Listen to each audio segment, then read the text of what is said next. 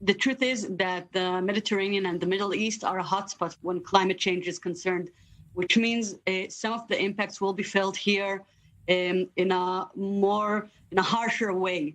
And this, as we understood when we look at what's happening in Europe and also in what's happening in Bangladesh and India with flooding that's killing and causing the evacuation of thousands of people, we can see the worst case scenarios of climate change over the years becoming a reality right in front of us and in a quicker pace and to a higher extreme. So in the Middle East, in our area, this means directly, of course, more hot days, drier days, longer spells of dry days, droughts. We are talking about the impacts are not just the heat itself, and not just the lack of water, but they have the impacts go further because they harm food security. They harm. They cause a lot of strategic challenges.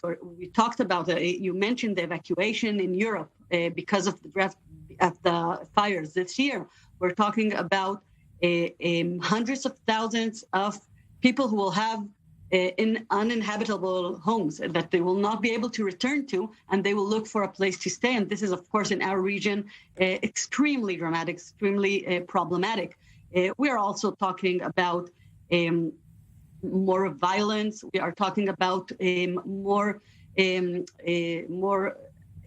new diseases and epidemics, and it looks very, very challenging to deal with. I think we should also look on the bright side, though, and that is that even though some harsh, very severe climate change impacts are already happening, and will continue to happen, we are still in the window of opportunity to build better resilience, both in means of mitigating the impact, but also in adapting to it, because there's a world of difference between a flooding when you are prepared and you have taken adaptation measures that protect the citizens in that area, and between acting as business as usual and not preparing and having it hit you, be surprised by it, and having these impacts cause a lot more damage.